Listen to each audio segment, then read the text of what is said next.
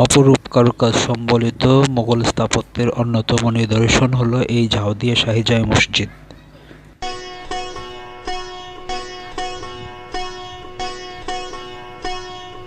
এটি কুষ্টিয়া ও ঝিনাইদহ জেলার মাঝামাঝি ঝাউদিয়া গ্রামে অবস্থিত। গ্রামের নাম অনুসারেই এর নামকরণ করা হয়েছে ঝাউদিয়া শাহী জামে মসজিদ।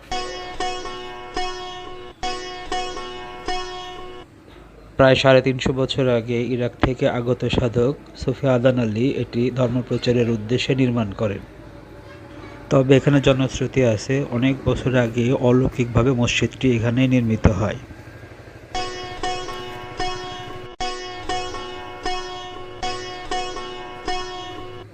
মসজিদটিতে তিনটি দরজা, ৩টি গম্বুজ এবং ৪ কোণায় ৪টি মিনার আছে।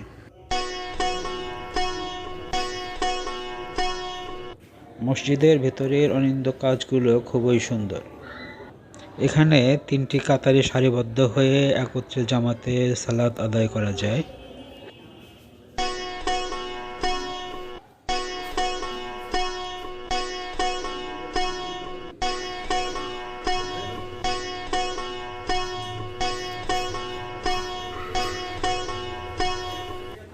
এটা মসজিদের সামনের অংশ।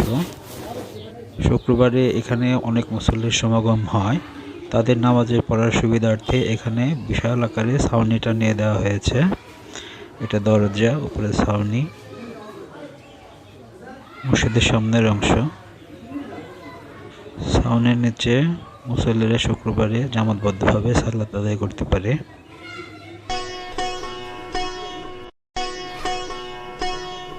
বিভিন্ন অসুখ, মুখে ভাত, বিদেশে চাকরি বা অন্য কোনো কারণে তারা মানত করে।